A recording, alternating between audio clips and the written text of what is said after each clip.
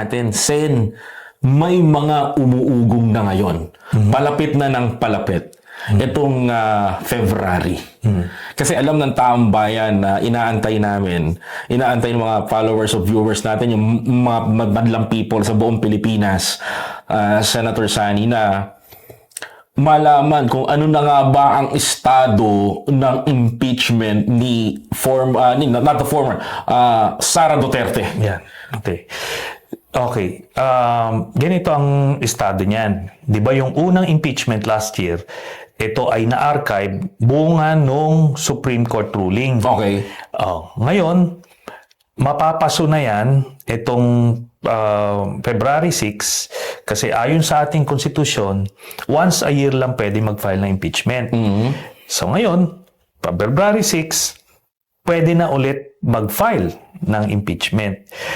Maraming mga grupo at mga individual mula sa simbahan, mula sa civil society and academe na gusto mag-file ng impeachment again kay Sara dahil hindi nga natuloy noon naudlot. So ngayon ipa-file nila. So yung naka-archive, pwede pa mambuhayin o hindi na?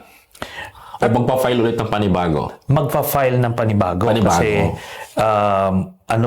mas komplikado pa yon. Ito, pag i-file sa House, ayon dun sa ruling ng House of Representatives, ang mangyari nito, imbis na yung magbobotohan ka agad ng 1/3 na member ng House of Representatives, tas diretso na kagad sa Senate, kagaya ng ginawa no last time. Ngayon, sabi ng Korte Suprema, kailangan mag-conduct ng hearing. So, magkakandak ng hearing sa Committee on Justice sa House. At yan, alam mo Koy, mas mapapaganda pa yan kasi... So mas madali itong way na to para ipa-impeach si Vice President Sara Duterte. Oo, kasi ngayon, lalabas na muna yung mga ebidensya bago magbobotohan sa dulo after 60 days. Alam mo, Sen, maganda yan ha. Lumabas muna yung mga ebidensya kasi yun ang gusto malaman ng taong bayan eh.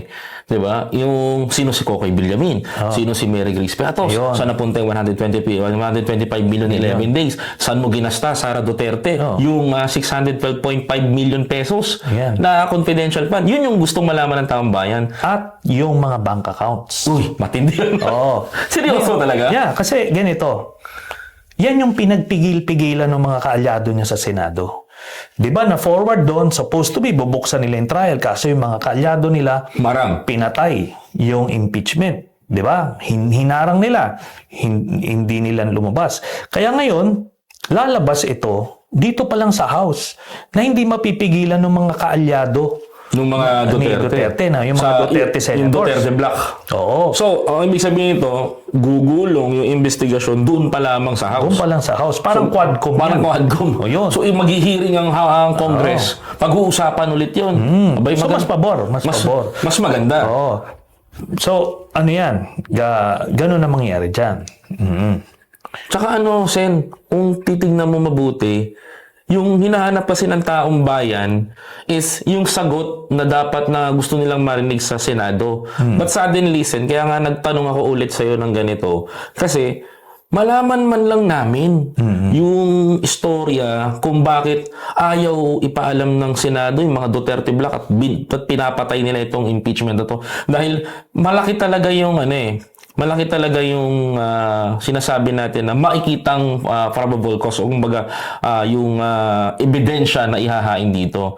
Alam mo, Sen, sabi nga nung pare nung traslasyon sa Nazareno, mabubuhay kasi yung impeachment, sabi niya, bumaba na ng kusa yung halata naman at alam na guilty na nagnanakaw. Alam kong si Sara Duterte pinatatamaan, Sen. Pero kung maghihiring ito sa Kongreso, hindi na sa Senado, yung first hearing, malalaman ng taong bayan, Sen, there is a possibility ba na magbumaba na lang ito si Sara o ituloy niya impeachment? Tansya mo, Sen? Makikiramdam yan. Makikiramdam yan. Kasi pag lumabas yung mga ebidensya, hindi na nila maharang to eh. Correct. O pagka lumabas yun doon, makikita yun ng mga congressman. Eh di ngayon, after 60 days, magbobotohan sila. 1/3 palagay ko makukuha yon. Pagdating sa Senado, kung ano yung lumabas dito, yun din yung lalabas. Ngayon, may ipit yung mga senador doon.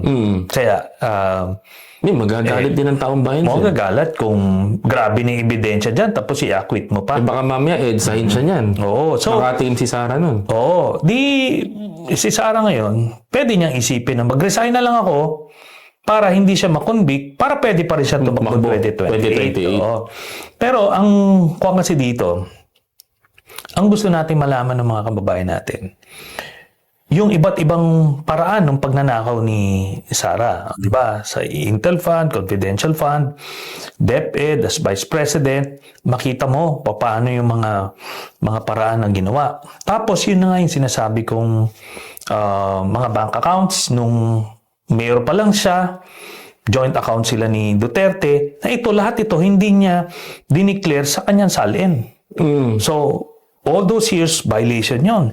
Tapos ito pa, may sasama na natin yung mga aligasyon ni Madriaga. Ayun ang pinakamaganda. So, may sasama natin. Ngayon, kung sasabihin nila, ano naman yan, hindi naman nagsasabi ng totoo yan, o kung ano man, doon na lang nila sa... That's too impossible na hindi nagsasabi si Madriaga ng totoo. Ako kutob ko lang to, Sen. Opinion ko bilang isang content creator.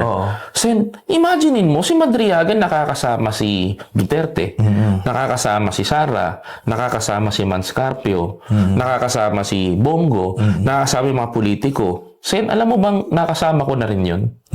Kwento ko sa'yo, Sen. Si Manscarpio, siya nung kampehan niya, siya yung nagtayo nung tinatawag na isda. Isda, Inday Sara, Duterte ako. Si Madriaga nagtayo ng isip. Hindi pa naman nagdideklara si Sara nung time na yun natatakbo siyang presidente. Buo na yung mga parallel group na yon. Ngayon, kami mga content creator, in-invite kami dito, in-invite kami doon sa mga parallel na yan. Doon ko na-meet yung asawa ni Sara na si Manscarpio sa isda. Dahil puro sila sa isang kilalang fraternity. I don't want to mention the fraternity. Baka kasi sumikat pa. kilalang fraternity to ng mga businessmen. So, binuo nila yon para kay Sara Duterte. Si Isip is nagbuo nun, ang convenor, si Madriaga. Kaya, Sen, nagtataka kay Sara Duterte, dininay niya na hindi niya kilala si Madriaga.